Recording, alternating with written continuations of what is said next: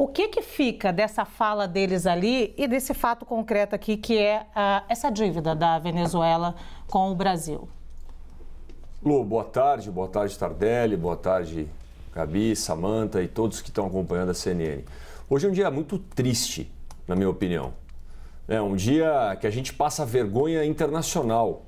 Um dia que eu vejo o presidente do meu país recebendo com pompas um ditador. Começa por aí. O que a gente vê dessa fala, Lu, eu anotei cada ponto, a gente vê um monte de mentira, descarada. Quem tem medo da verdade fica pautado em narrativas. Quem tem medo da verdade fica falando, olha, procure uma narrativa melhor. Quem tem que procurar narrativa é marqueteiro, quem tem que procurar narrativa é quem quer esconder os fatos. Que absurdo! O presidente da nossa república dizer para o Maduro que ele tem que achar uma narrativa que cola, uma narrativa que vai enganar o mundo inteiro e dizer que tem algo bom que ele está fazendo lá. É isso que fica dessa fala.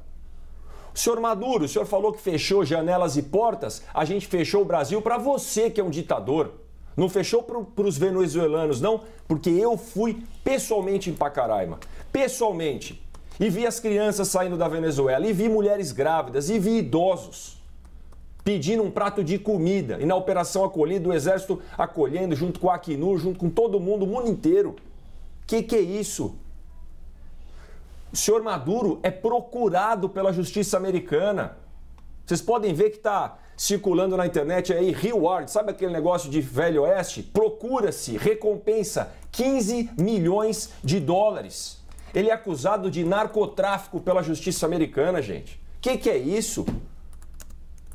O Estado venezuelano matou em 2 anos mais do que o Estado brasileiro em 42 anos.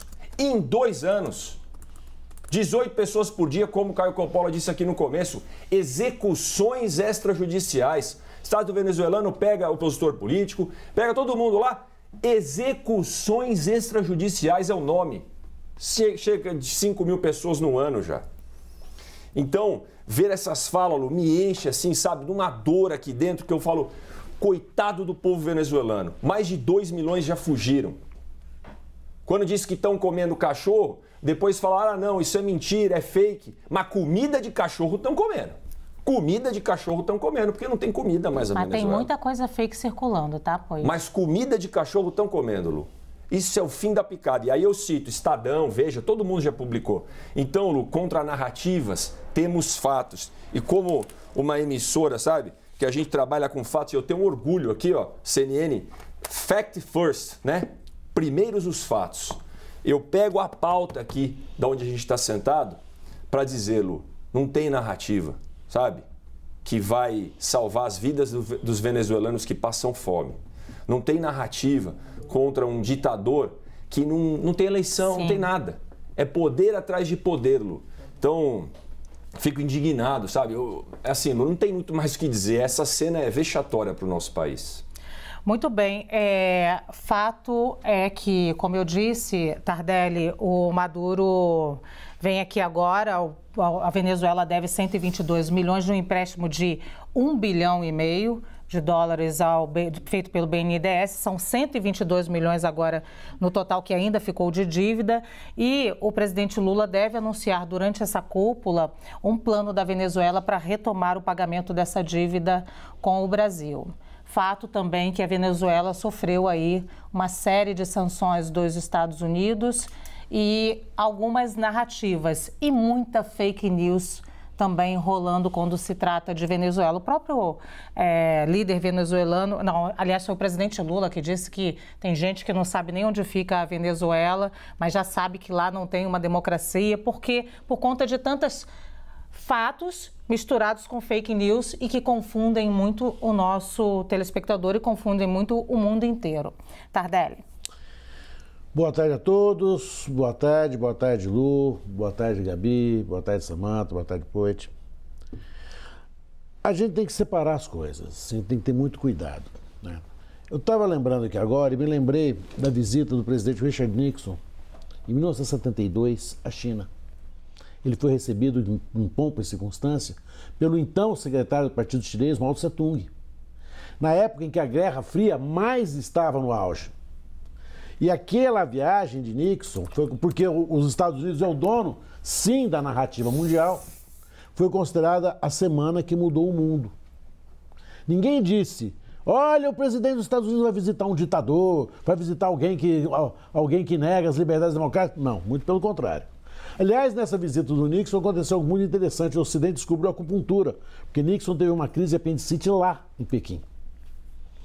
Foi tratado pela medicina chinesa, que era absolutamente então desconhecida no Ocidente, em razão da narrativa da proibição de tudo que vem da China é ruim. Estou tentando captar a vossa mensagem, amado mestre. Ou seja, nós temos, o Brasil recebe um vizinho com quem mantém uma fronteira de mais de 2.000 quilômetros na Amazônia, cuja preservação é tema de prioridade mundial, e nós estamos, assim, discutindo, e ninguém fala nisso, das sanções. Em 2014, o Barack Obama, curiosamente democrata, define a Venezuela como uma ameaça inusual para a segurança interna dos Estados Unidos.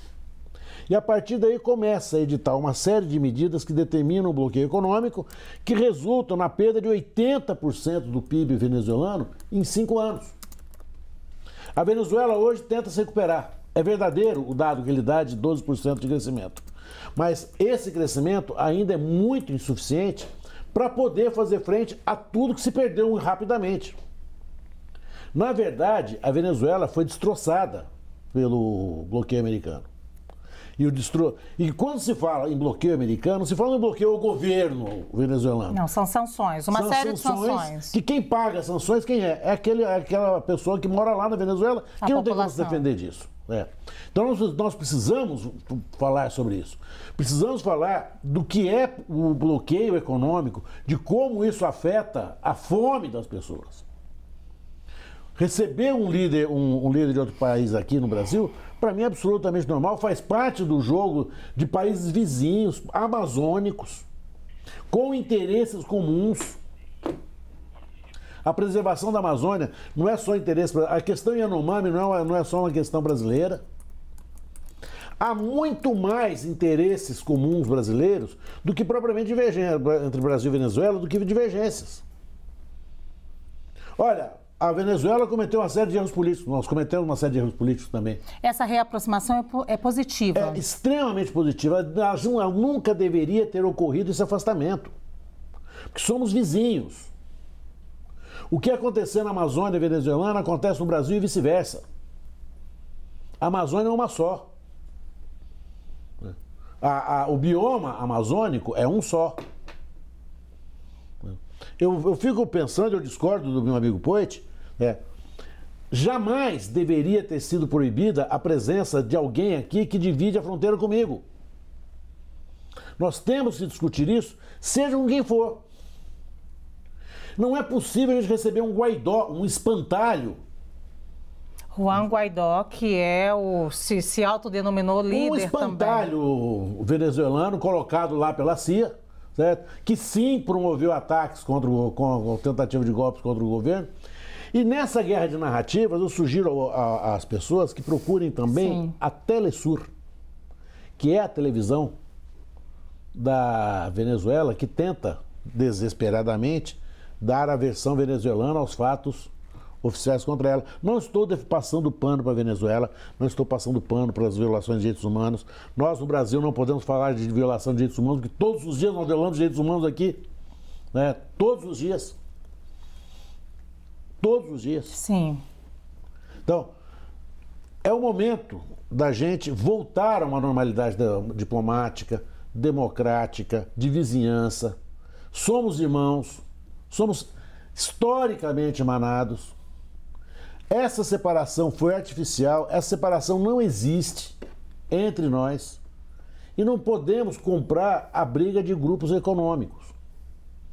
Nós não podemos comprar o bloqueio americano para nós. O bloqueio americano é criminoso. Sim. É criminoso. Isso a gente tem que falar. Não se pode proibir um país de viver porque o regime lá que o povo lá escolheu não é o regime que eu quero. Sim. O nome que se dava a isso nos anos 60 era imperialismo. É um nome que a esquerda gosta muito de falar, inclusive. Olha, Tardelli, Poit, Samantha e Gabriela. Vocês viram que hoje é um dia atípico, né? Até o Nicolás Maduro apareceu aqui no grande debate. Então, eu preciso fazer um rapidíssimo intervalo e volto, é claro, com as considerações de vocês em alguns segundos. Aguarda aí.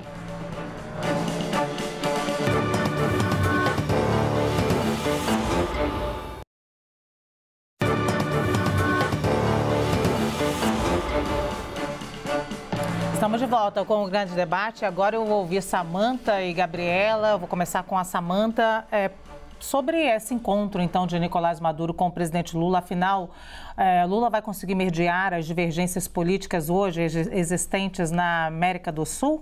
Samantha. Bom, boa tarde, Lu. Boa tarde, Poit, Gabriela, Tardelli. Eu concordo com tudo que o Poit colocou. Eu entendo que não. Acho que hoje é um dia muito triste. Principalmente quando a gente vê o presidente da República falando em narrativas, né? Eu acho que não existem narrativas, existem fatos, né? O Tardelli colocou aqui as sanções que os Estados Unidos impôs à Venezuela, mas ninguém impõe uma sanção do nada. Aliás, o próprio Mercosul suspendeu a Venezuela em 2017 por entender que lá não prevalecia um regime democrático. A questão da democracia na Venezuela é um fato, não se tem eleições livres e periódicas. A gente também não pode ir contra os fatos na questão, principalmente da economia da Venezuela. A gente sabe que mais de 95% da população da Venezuela está na pobreza. Nós vivemos no estado de Roraima toda a questão dos refugiados. E olha que interessante, nas últimas eleições para presidente de Lula e Bolsonaro, o estado onde o Bolsonaro teve o maior número de votos foi justamente em Roraima, porque as pessoas viram a situação dos refugiados da Venezuela. Então, você reduzir isso tudo a narrativas é complicado. É claro que o Brasil tem que se dar bem nas relações internacionais, mas para que haja essas relações, o mínimo é que a gente esteja falando com um país democrático. E o que o presidente faz nessa fala é dizer que foram construídas narrativas partindo do pressuposto que a Venezuela é um regime democrático e que foi uma ideia nossa excluí-las do cenário internacional, esquecendo que o Mercosul, do qual o Brasil faz parte, suspendeu a Venezuela em 2017 e que as sanções são impostas à Venezuela justamente por ser um local onde não se preserva a liberdade, onde se tem, na verdade, uma ditadura e não se respeita os direitos fundamentais do cidadão. Portanto, eu vejo com muita tristeza esse argumento de narrativas. Eu concordo com o Poit.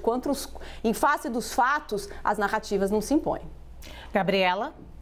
Bom, eu vejo como positiva não somente essa agenda, né, de hoje, que é o primeiro presidente que chega ao Brasil, né, mas a agenda que está prevista para amanhã. Lula está reunindo aí todos os presidentes da América do Sul, com exceção da presidente do Peru, que está sofrendo por um problema lá com relação justamente a ataques à democracia, mas todos os presidentes da América do Sul estarão reunidos amanhã no Itamaraty para retomar ali os acordos de cooperação internacional aqui do continente. Então, vejo como muito positivo esse gesto do presidente Lula de tentar potencializar a nossa região. E acho que com relação ao Maduro, ele veio para esse encontro, que é um encontro coletivo, né, com mais países, mas acho que até para a gente receber a dívida, que é algo que sempre é levantado, né, olha, a Venezuela ainda tem uma dívida com o Brasil, é importante que seja retomado um diálogo e, principalmente, concordando também um pouco com o que o Tardelli disse, a gente precisa pensar